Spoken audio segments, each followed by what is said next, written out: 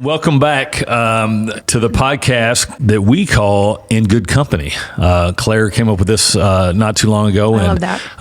I have been blessed over the years to be in relationship with a lot of great people, and I want to share those blessings with others. And I find it very important to be in good company. So we don't actually know each other. So I'm actually taking a flyer on this to make sure that the person that vetted you said you were definitely an awesome person. And the funny thing is our paths have crossed from multiple unrelated channels. So that's pretty cool. So I've got Jasmine Proaño. I tried to roll my L's. That's the best I can, or my R. That's the best I could do. From Bowling Green, Kentucky. She's married. She's bilingual. She has a marketing background from Western Kentucky University, and she is the founder and CEO of Hidden Talent, a direct placement hiring agency. Did I get all that right? Recruitment. Recruitment That's agency. all the same thing. Yeah. I don't like using the word recruiting. I like to use the word attracting. Yeah. That is basically what I do. Right. Yeah. You're trying to attract people to whatever you got going on. Yep. All right. So before I start asking a bunch of questions to find out what it's like to be in a relationship with you, tell the world who you are. Where do I even Hold start? on, wait a second. The world, or the three people that are going to watch this. The world. Yeah. Come on. My name is Jasmine Proaño, and I've been here in Louisville for 10 and a half years. I moved here Derby weekend of 2014. I had no idea it was Derby weekend. It was the worst weekend you could imagine to move here. My aunt, who was originally from Kentucky and knows how big the Derby is, decided to move on Oaks. And I'm like, what are you doing, Angela? You can't do that. Like, she's like, can you come over and help? Like, no, nobody's going to help you. We got parties to go to. It's a mess. Yeah.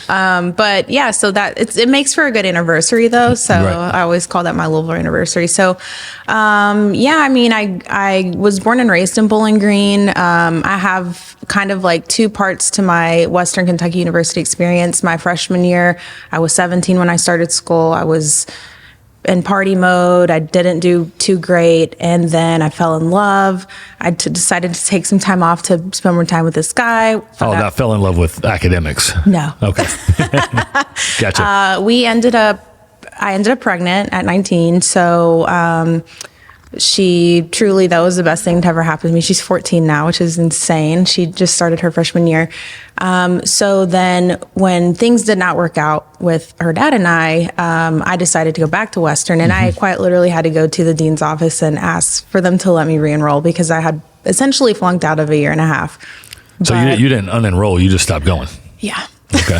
I've been there. Very expensive way to just decide you're not going to go to class anymore. Right. Yeah.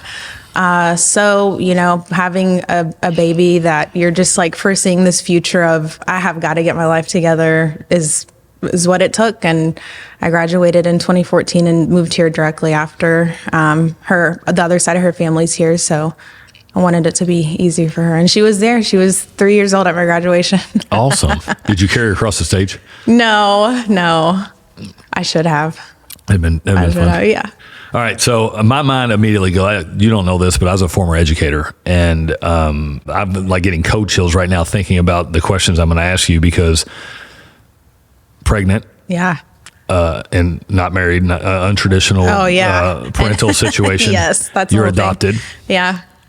You're adopted of Latino descent, so there's some level of immigration in there.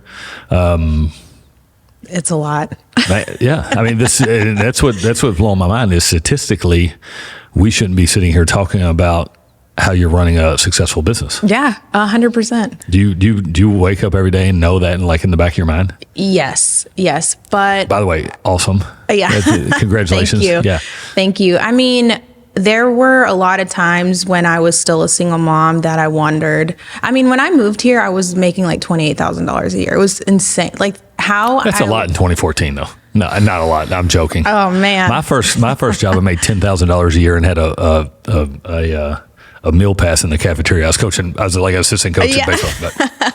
I didn't have any meal passes, but it would have been helpful. I just feel like no matter how hard things got, I had to get better at whatever it was that I was, the next job I had to make more money. I had to impress more people, do bigger things, work on bigger projects because I had this little girl that was growing up and looking up to me. And she was into princesses and dresses. And I didn't always want to say no to everything because we were always broke. So I was like, I've got to do more. And then I feel like at some point I finally broke into the marketing agency world and was making a really great career for myself. But what you don't learn in marketing school or any formal education is that sometimes, and I think specifically in the marketing industry, things can be kind of toxic.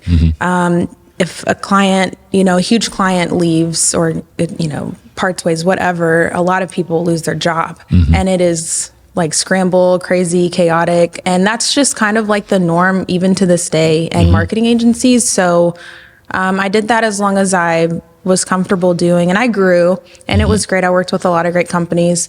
I ended up landing a director of marketing position in-house, which means I was part of the internal marketing team thinking, the grass will be greener. I'll have more stability. Right. I am the marketer. But that was pretty toxic too. So I think 2.5 years ago when I started the company was when I left my last corporate job. And I remember telling my husband, like, this is the last time I'm leaving corporate America. Period. Period. Yeah, I'm not going back. No. Yeah, burn the boats. I'll do whatever I have to do. And so, I've always had the drive to do well for myself. Not really take a lot of crap. I'd already been through enough to last a lifetime. Yeah. So, and it's been great. And my daughter has actually been part of a lot of it. She was at the ribbon cutting, and then I was holding my, at the time, 1.5-year-old son on my hip at the ribbon cutting. He's 3.5 now. So I think my kids are a huge part of why, I want to be successful. And I'm not competing to be, the breadwinner. And I've been the breadwinner in the past. But I want to contribute. I want to run a successful business. I want to be a good mother. And there's just a lot to that. Oh, yeah. Be a good person to other people. Yeah, don't suck. Don't suck. Don't suck, don't be an asshole. Awesome, and you can go a lot of places in this world. Yeah. All right, I want to go backwards because I'm interested out of curiosity. You were adopted. Were you adopted at what age? 1. Okay. So do you have much, but you're from Ecuador? No. Sorry. So, yes. So my biological mom is from Kentucky. Okay. And my biological dad is Mexican. Okay. And my biological mom's younger brother adopted me. Okay. And my little brother, who was just a few weeks old. Okay. Like, my birthday's today. His birthday's on the 14th. Happy birthday. Thank you. Is it really today? It is. That's all right. So, 34 years ago, around this time, like 2 weeks from now, 34 years ago, I was adopted with my 2-week-old brother. Gotcha. Yeah. All right. And you grew up on a farm in Western Kentucky? I grew up on a farm in Bowling Green. What were you farming? What was the beef cattle. Okay. Yeah. Now, did your family own the farm? Or they own the farm. Yeah. I didn't know beef cattle was a big deal in Bowling Green. Is it still a big industry? Yes. Okay. Yeah. I feel like even more so now. That's why it's so expensive now, because there are less beef cattle farmers. It's like a whole thing. Yeah. I wonder if we're ever going to go away from beef. No. I love beef. I love beef too. Growing up on a beef farm, that was hard because you have the best beef, grass fed, all natural. Are you a beef snob? Kinda, yeah. Where's the best like locally grown? Okay, well, I'm not that much of a beef snob, but I will say best bang for your buck and quality is Costco. Yeah. All day long. I'm not even kidding. Although they're not carrying prime a lot these days. I know. Like they'll have one or the other, but they still have some really good cuts of meat. Yep. Yeah. What about if I wanted to like a local farm? Can you make a recommendation? Yes. The name escapes me though. That's an interesting name for a farm. It should be. Yeah. I want to say it's like near LaGrange, but they do like the delivery. Fox Hollow. Fox Hollow. Yeah. I've heard great things. I've never ordered, but I've heard great things. Yeah. I went on this nutritional like a rabbit hole of pesticides and what we put in our meat here in America versus what they do in Europe and all these things. I'm just like, I don't know what I'm going to go with it or not, or if I can afford. It's hard. There's and I've been on a nutritional journey myself, especially after having my son. And there's just so much information. There's too much information. Too much information. Yeah. You can't do everything. Yep. Yeah. All right. Let's talk about your business. Hidden talent, recruiting. So tell me, I don't understand the dynamics of that. I mean, I know how to, like in my world, I'm constantly trying to attract talented people that want to be part of our organization. Yeah. But you're not bringing people into you're actually bringing people through your organization to plug them in somewhere else. So Exactly. Talk to me about that dynamic. Yes, let me tell you how it started. So I was the director of marketing at a insurance technology company, and my husband was the talent acquisition manager. Okay. So he's been in recruiting for like 8 or 9 years now, and he got started at an agency. So an agency for recruiting is more like, I'm an agency, but I'm kind of like a solopreneur, smaller, but you've got these bigger companies, and I don't know if I'm allowed to like say brands or. You're fine. Just let us know if we need to tag them. Did you say no? Did you say no? Okay. Nothing derogatory. If we can tag them for exposure, we will. No. So like if you think about like Robert Half, ProLink Staffing, Aerotech, those are some common popular ones. So that's where my husband got started, and he realized very quickly he's great at recruiting. So then this insurance technology company brought him in to be their first recruiter, set up their processes, do all of these things, and then eventually I ended up working there as well. So during COVID, past clients from the agency he was at previously were asking him to do some headhunting like on the side. And I was designing his proposals. I'm creative, and I'm a marketer. You're a marketer. And I was kind of like crunching the numbers, and I was like, this is like a $35,000 project for one hire. And I was already kind of thinking about my next thing and like, what am I going to do? I don't want to leave corporate to go to another corporate job that I'm not going to love and, maybe work under somebody toxic. Like I just didn't want to keep going through this cycle I had been going through. So I told him, I said, listen, I'm going to create a brand, you can be part of it or not, but I'm going to learn recruiting, and this is what I'm going to do next, is basically what I told him. Right. He was like, all right, let me know if you need any help. So I filed an LLC. The first name I came up with was Hidden Talent. I probably came up with 50 names after that. Okay. And you do the thing like, who's cuter, A or B? Have you seen those things? Yeah. I was like, which name do you like better? And I just kept putting one up next to Hidden Talent. And I was like, no, Hidden Talent is still my favorite. Because at the time, during the peak of COVID, everybody was hidden in the workforce. They were already working. They weren't unemployed. They were here, so headhunters were having to like pull them out of what they're doing to work for their clients. So yeah, I started the company, and I truly like never looked back. I've been learning and growing. So essentially a company will hire me, and I'll send a contract, and it's like a predetermined fee. Typically it's 25 to 30% in the industry in general, of the person's first annual salary. Right. So I'm anywhere between 15 to 25. I'm one person. So arbitrary numbers. If you hire somebody into $100,000 salary, you're going to make $15,000. Yeah, exactly. 15, yeah. I am contingency based, so I don't require any upfront fee. I invoice the day that my candidate starts. So essentially, I am. You sound like a real estate professional. So you work for free until it closes. Yeah. Okay. All right. I think. You ever thought about getting your real estate license? I actually have many years ago. Okay. When I was still a young, hustling, bustling, single mom working.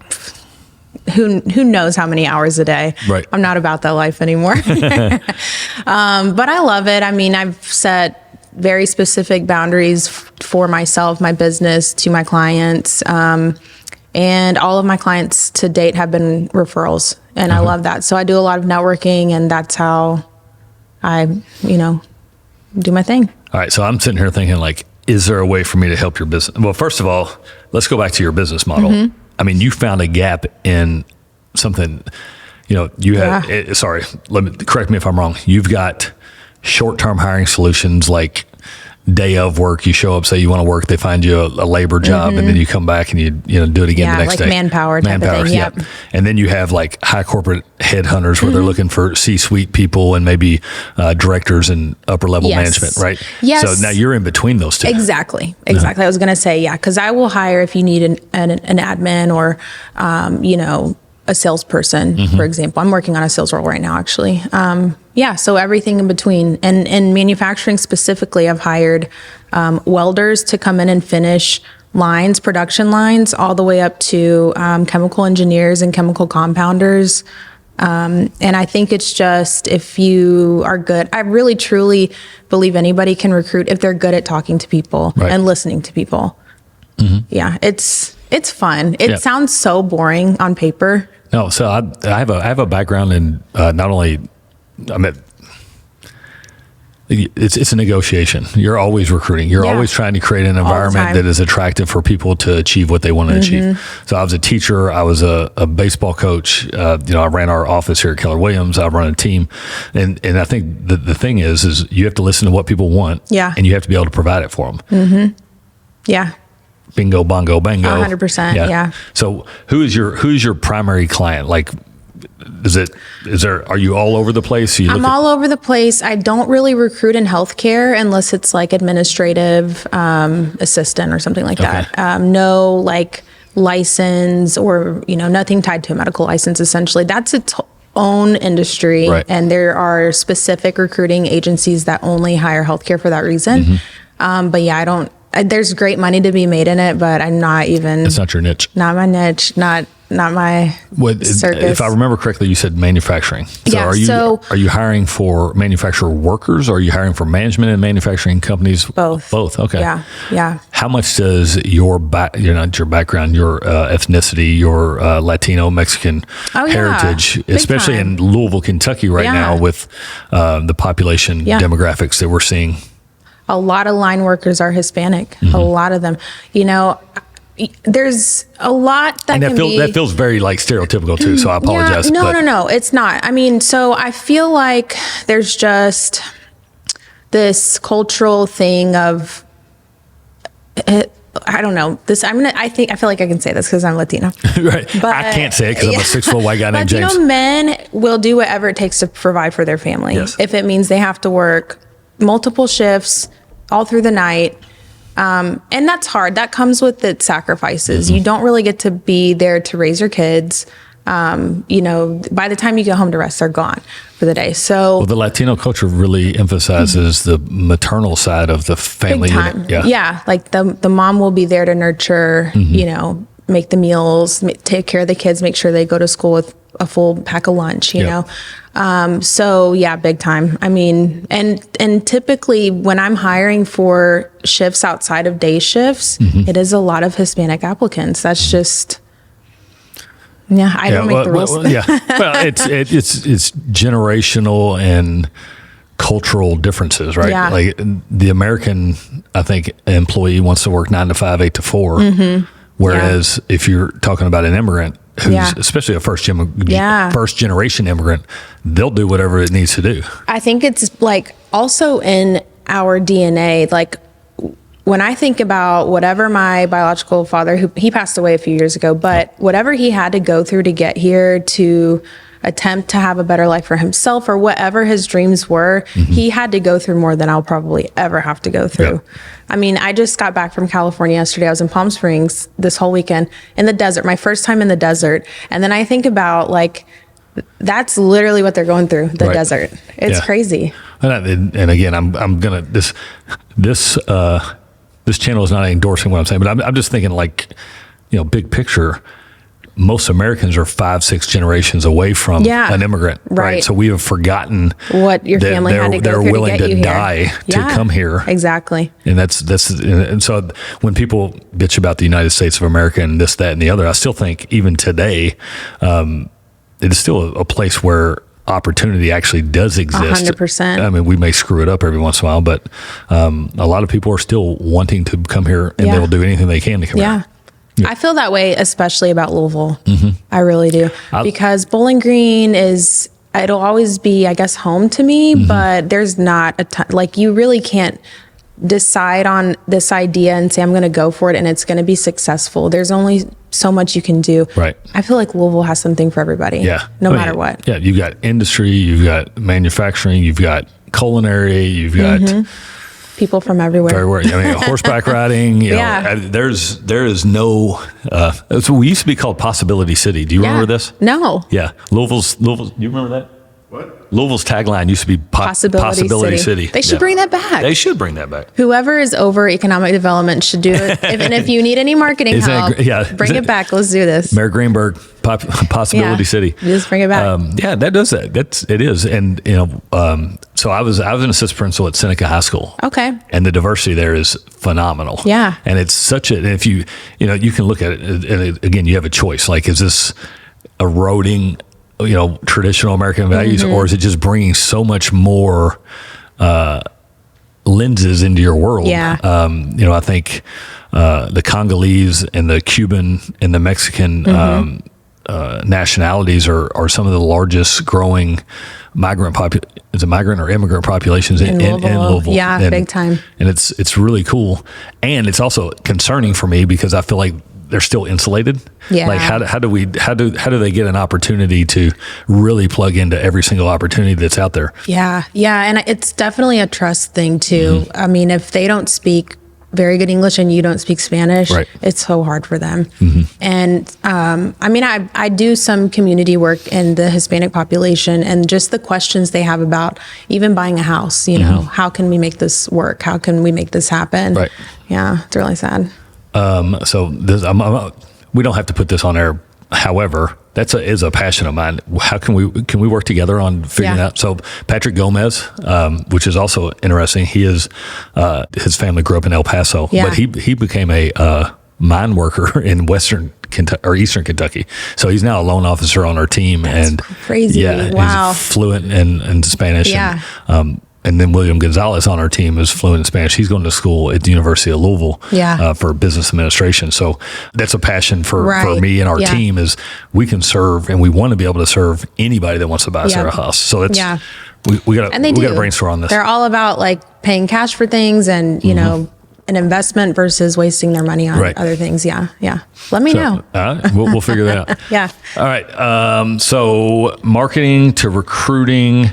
What else do we need to know about you? I have a lot of creative outlets. I think everybody should. I have a few that some people might say they're side hustles. I don't love the word side hustle because I feel like there are some people out there that have more than one job, maybe 3, 4. And I think it's like, they're just doing too much. Like they've got an online store of some MLM company that they're always trying to sell to you, but then they're like, they have their full time, and so it's hard to network with people like that. I'm about to challenge you, but then I laugh at myself as I'm challenging you. There's a phrase that says, if you chase 2 rabbits, you can't catch either. Yeah, exactly. Yeah. And as I'm sitting here thinking I'm doing a podcast and running a real estate company and doing all these, not saying, but it serves your business. Yeah. So it's like a creative outlet that also serves your business. So I think it makes sense. Yeah, they're verticals. Yes. So mine doesn't necessarily serve my business, but so I'm a lifestyle model. And what that means is brands like GE and Tempur-Pedic.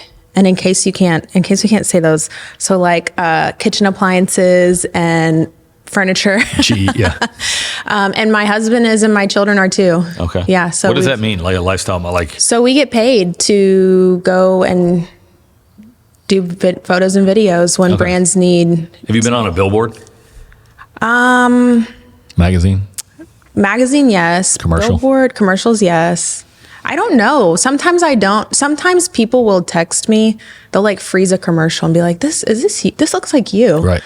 Yeah. There's like a 6-year-old now Keno commercial that they play every Super Bowl. Keno, like the lottery game. Are you serious? Yeah. And people still to this day, every Super Bowl will send me a picture of their TV. They're like, this kind of looks like you. I'm like, that's me. Yeah. So it's still, I mean, I guess you were attracted or recruited to this thing. How did you get involved in that? I don't really remember how it started. I mean, I always wanted to get into acting and modeling as a child. And somebody somewhere introduced me to somebody that needed, and then one thing led to another. And so are you represented by an agency? Now I am. Yeah. Okay. All 4 of us are represented by Helen Wells. Helen Wells. Yeah. Okay. What's the other one? Yeah. Helen Wells. Heyman Talent is also located that's here. What I was thinking. Yeah. I was thinking of Haymarket. I don't know why. All right. So we've got a recruiting, you're a mother. We've got a recruiting company. Yeah. We're a lifestyle model. What other creative outlets? So I'm writing a children's book. Okay. The brother I just went to see in California, his name's Raphael. He goes by Rafi. And we are 17 months apart. We are full biological siblings, but he was adopted by a couple in Tennessee that are not related to us. And I didn't meet him until I was maybe 7 years old, interestingly enough. But we are the same person. We're both very creative. I mean, take us out to the club and we're getting in trouble. Like, we're just fun and kind of crazy sometimes. Wait till you're 40. That'll change. I don't know. I'm 35 today, so I feel like I'm still full steam ahead. So we are together writing a children's book. And I don't want to say too much because you just never know who's going to take your idea and run with it. Google will take it. Amazon. It'll be written tomorrow. I mean, that'll be the goal, but let's wait a few years until we're done. So every time I think of a new idea, like, I'm afraid to search it on Google because I feel like saving it. It's going to end up on Amazon in like 3 days. They're going to capitalize on it. Yeah. So it has to do with our Mexican culture. I'll say that much, but I'm really excited. It's pretty vague.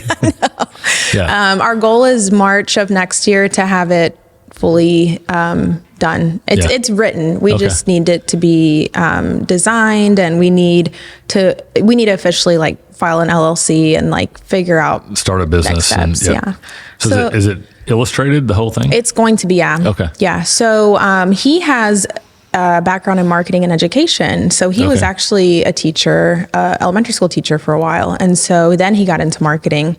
So it's kind of like very hand in hand for this children's book because the goal is for there to be a lesson about, food, so one culture, book or art. A series of books? It'll eventually be a series. Our introduction to the whole brand is going to be a book. Maybe that's what I need to do. I always want to write a book, but I'm like, I read a book and I'm like, I'm not that smart. So maybe I need to write a children's book. No. You should. All right. So are there any other creative outlets? No, I would just say something that's big in my life is my family, and I would love to travel. We love to travel. So I grew up going to Ecuador a lot. That's where my stepmom, she's technically my stepmom. I call her my mom though. She's from Ecuador. I've been there over 20 times. So growing up, I loved going there. I loved being on the plane. I loved getting there, eating the food, seeing the mountains. Ecuador has all climates. Like, is literally. Ecuador the last?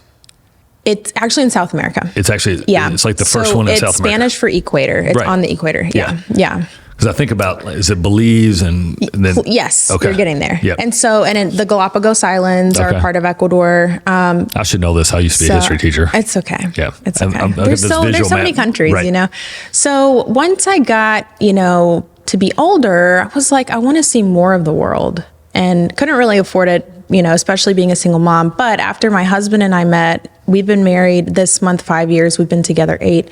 We just, the second we got together, let's go here, let's go there. So our son even got his passport when he was like 6 weeks old. We're just, as soon as we see a good deal, we're out. We're out. Let's go. Yeah. So we literally just went our first international trip. Our kids have just got their passport. So we're ready to go. First time ever? Yeah. Yeah. My first time ever was in Cancun. So. Wait, what? Yeah.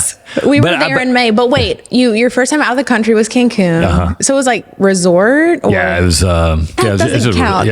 Oh, that was, I'm one, just dip my toe in the pool. You're right. No, you're totally right. Yeah. You're totally right. No. So yeah, we'll get there eventually, but generationally, my kids have been out of the state of Kentucky more times than I did my entire life. Oh man, so that's crazy. My kids have been to the beach more times this year than I did in my entire life. So, but it's just like heartful and also a little sad. Well, but it's the reality that you live in the time and place in the moment of your life, right? That's very true.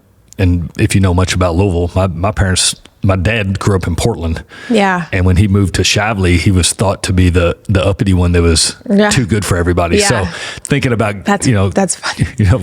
Going to Cancun for my dad was not on his radar. Yeah. But so that's neither here nor there. Well, you look very healthy and able, so I will say travel while you can. We the are, world is believe me. insanely beautiful. Yep. So my husband and I, last creative outlet, I swear I'm not one of those people. We have a food and travel blog called Travel and Taste with the Proaños. It's the proaños.com. Okay. And so anytime we travel internationally, we'll write a blog about it. We'll put links to where we stayed, maybe some little things to look out for, just to be cautious of.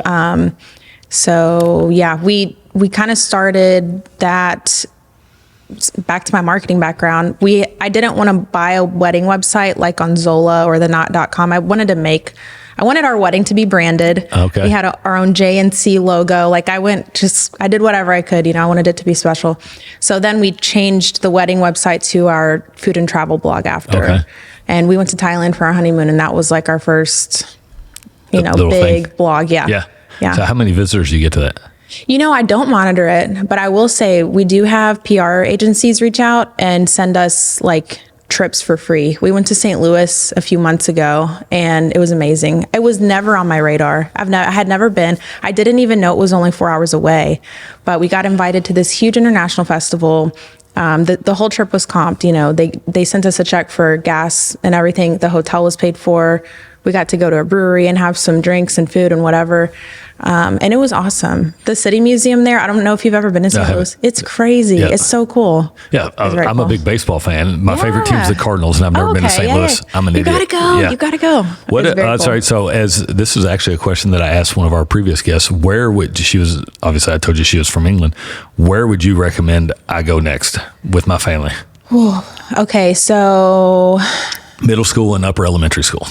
what do you all like to do? Do you like to eat? Do you like to be I like to drink bourbon and sit on the beach, but that's not, my son can't do that. You can do that in Florida. Yeah, exactly. Well, that's it. Yeah. I love Thailand. Okay. It's so cheap. If you can get there, get cheap flights somehow, some way be Right. tracking it. It's cheap once you get there. It's beautiful. It's called the Land of Smiles because everyone is so nice. Right.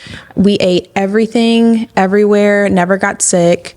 The beaches are insanely beautiful. Yeah. It's amazing. We went to the countryside and saw the elephants. It was very cool. It was Have very you been cool. to Japan? I want to go to Japan. I haven't been there yet. My aunt's actually from Okinawa. Oh, that's awesome. And so my cousin is actually there visiting her family right now. She keeps sending pictures. I'm like, I gotta go. Yeah. So That's on the list. I feel like if you like cities, that would be great. I don't love cities. I like cities for a few days and then I'm ready Right. for the beach. I want to totally unplug. Yeah, I did go to Budapest this summer too, and that's probably my second favorite country I have ever been to outside of Thailand. Was that an intentional trip or one of the comp trips? They're like, here, come check out a resort. That was intentional. And sorry, Budapest, the city, and Hungary. So yeah, we went to a few places in Hungary, but Budapest I like to be was so warm fun. though, so it's my Yeah. So if I want to go at Christmas, January, December, where's the best warm place to go? You have a lot of options. You can just go to the Caribbean. That just feels basic. I know, but you can't go if you've only been to Cancun and a resort, you got to get a little further out. Okay. Costa Rica's really nice. Okay. The weather's nice all year round. Yep. It rains a little, but I think by then rainy season's over. Yep. A lot of people speak English. The prices of everything is very similar to here. So you're not going to pay more. Sometimes you'll actually pay less. Right. Very safe. What about Belize? I haven't been, but we keep getting cheap flight alerts to Belize. It's so weird that you're saying that. I feel like it's a sign. Yeah. Well, so one of my agents, and she's a teacher as well. We actually met as we were teachers, and she goes down there 3 or 4 times a year. Yeah. She loves it. There's a lot of expats there. So former Americans that have moved, and she does a lot of reading. Too. Yeah, she's very economical. She does a lot of kind of pro bono reading work with the villagers and stuff like that. Awesome. Yeah, she's like, you need to go to a resort, and I'll take you out for a little bit. Yeah. But, that's on our radar. That might be where we go over Christmas. Go. Yeah, you should definitely go. All right. Anything else we want to dive down before I hit you with 3 questions that I ask everybody? I don't think so. I'm pretty cool. Did I say everything I wanted to say? Yeah, I agree. You're pretty cool. I did also grow up horseback riding. That'll be what kind of horseback riding? Western style. So my daughter's is it Eastern or English? English. 3-day eventing. Oh, that's awesome. Yeah. Very cool. Yeah. I did a lot of barrel racing. Really? Yeah. It's fun. What's your favorite TV show? My favorite TV show, like of all time, or That you're currently watching right now? well, I just binged Nobody Wants This with Kristen Bell and Adam Brody. What is that Very on? basic girl. What is it on? I don't know. I feel bad. We have like all of them. Netflix, Peacock, YouTube. I think all it's of on them. Netflix. Gotcha. I think, yeah. All right. Favorite book Okay. of all time? Oh man, I'm not a reader. Okay. I have very bad ADHD, but I had a goal of reading one book this year. Okay. I went to California and we were at a thrift store literally 2 days ago. And I was like, I have to buy a book while I'm here. It's October and I haven't even started one and nothing was calling to me. I was like, every year I say I'm going to read a book and I don't. And then I found Gene Wilder's autobiography and it's Okay. called Kiss Me Like a Stranger. And the like subtitle is like, The Search for Love and Art or something, my lifelong search. It's really good. I actually did start it on the airplane yesterday. Okay. And it's pretty good. So, My favorite 10 pages are Kiss Me Like a Stranger. exactly. Yeah.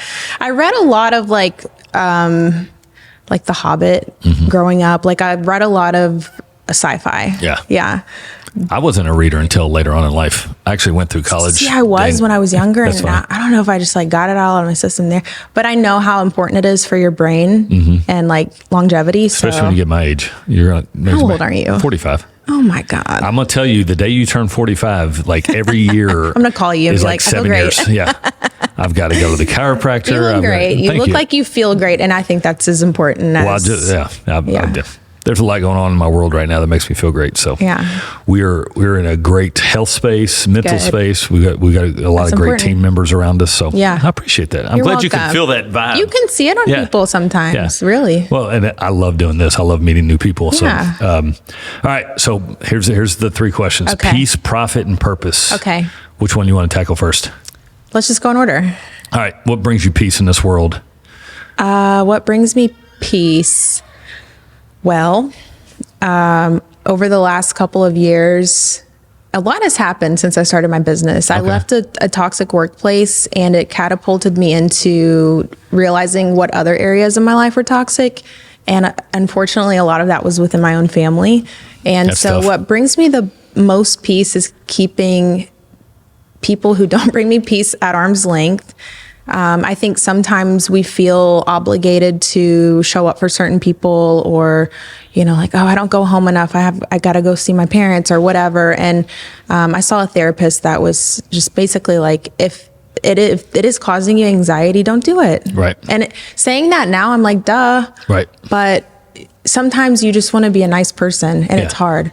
So Well, we're raised in a society that you're supposed to that you're supposed to be almost like tied to your family the entire and no matter what. Yeah. And that's your family. Blood's thicker than water, right? Yeah. And that sometimes isn't the case. So Yeah. all right. So having boundaries around your relationships, whether they're family or not. Yeah. Yeah. Okay. What else brings you peace? My kids and my husband being happy. And a lot of that has to start with me being happy. Right. Moms are really, truly the heart of the house. So I was a stay-at-home mom or a stay-at-home husband for like 3 years, so I know what you're talking about. yeah, it's hard work. Yeah. I aged a little bit. Maybe that's why I'm glowing a little bit, because I stopped being the stay-at-home mom. Probably. I could not do it. I could not do it. I wish I'm gonna say this, and I want you to answer it too. If I could tell younger me, and probably like the 25-year-old me, like, get in shape, take care of yourself, focus on yourself 100%, and then worry about everybody else. Because I think during that time, I was worried about everybody else. And you were last. Yeah. I was supposed to have this job. I was supposed to be here. I was supposed to be showing up for everybody but you. Yeah. What'd you say to that? I agree 100%. It took me a long time. And if I could tell my younger self, it would be stop saying yes to everybody and everything. Right. You're allowed to say no. And I felt like if I say no, I might miss an opportunity, but I was running a million miles an hour, 24/7. and I was not sleeping. And I felt like for many years I had really bad insomnia. So if I could also tell my younger self, probably related to all of that, is make sure you're sleeping, make sure you're getting enough sleep.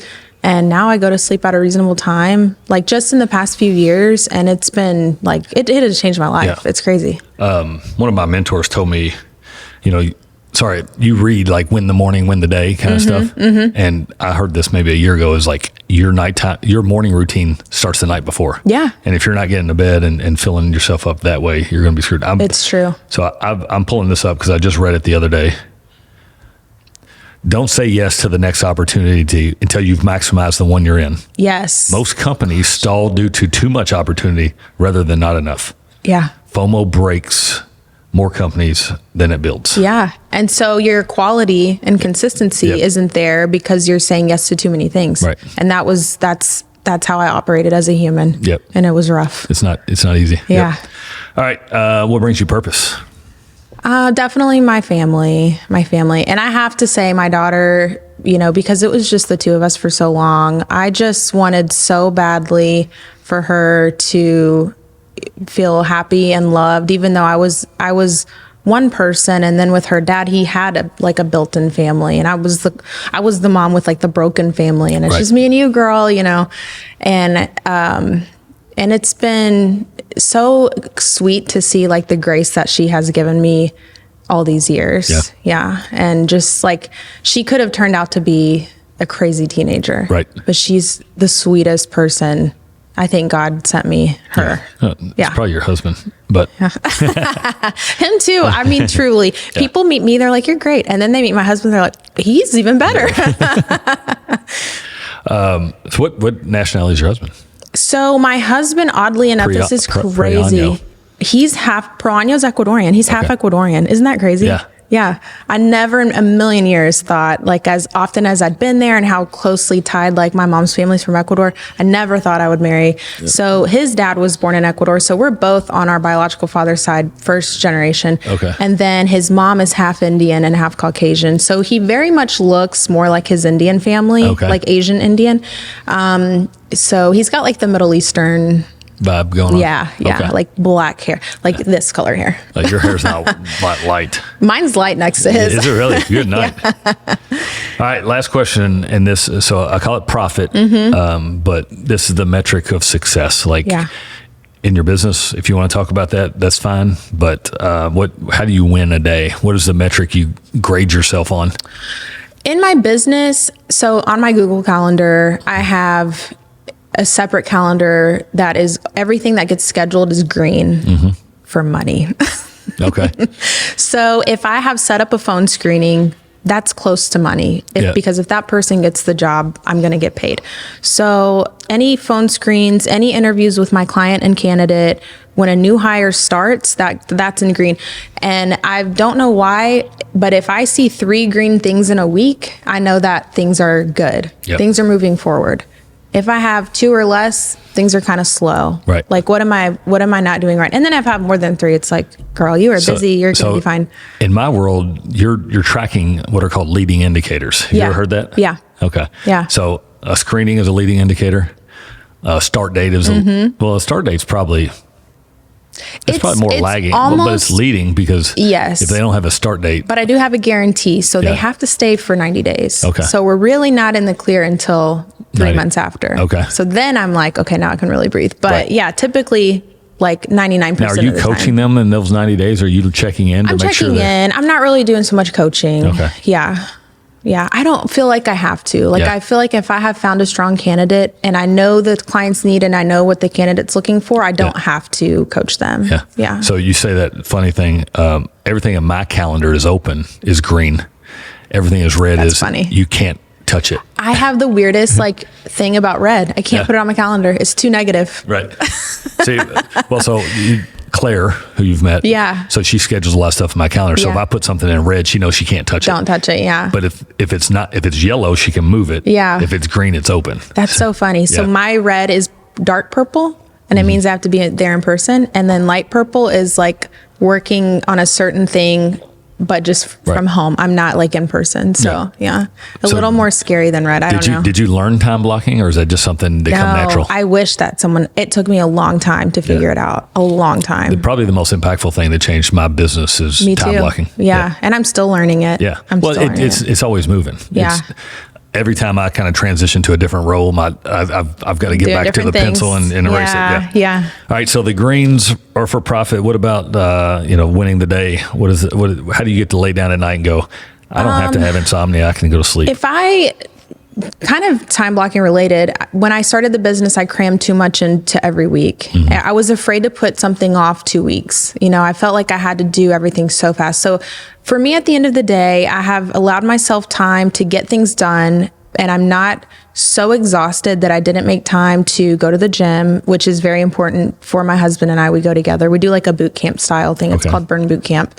But more than just fitness, for our mental health too. So if I've, completed my work tasks, at least most of them, moved my business forward somehow, gone to the gym, made a meal for my family, something semi-healthy, as healthy as possible. It can't always be perfect. And I've said my prayers. There you go. Morning and night. What else you need? Really nothing. Really nothing. Love it took a while to get here though. Right. I used to think money, money, money. Yep. And when money was the only thing I could ever think about, life was just chaotic. And finally I was like, if I do something purposeful that I enjoy, that allows me the flexibility to be with my children, I'm helping companies, I'm helping candidates, even if that candidate doesn't get the job and I've had a meaningful conversation with them, I hope that they took something from it. I hope that they remember it, even if I wasn't able to help them get connected to a certain job. So, and I feel so much happier now. Yeah. And life is like great. We have 2 rental properties. We paid cash for my SUV after my son was born. Like we don't worry about things. Right. And it's not that we're making a ton of money. We're smart about our money. We, I do feel, because of our journey and our faith, like we just try our best to do the right things. And God is like, here you go. I'll take care of you. I'll take care of the rest. Be nice and don't suck. And it feels great. And your blessings abound. Yeah. It's great. It's a relief. Yeah. Well, I love that. Yeah. So I appreciate you coming in. I'm glad our multiple connections in the world brought us together. So anything you want to do before we leave? I mean, you didn't tell me much about you, but I'm sure that's for another time. For another time. Yeah. All right. Well, appreciate you coming, and we'll see you next time. Yay. Thank you. Yeah.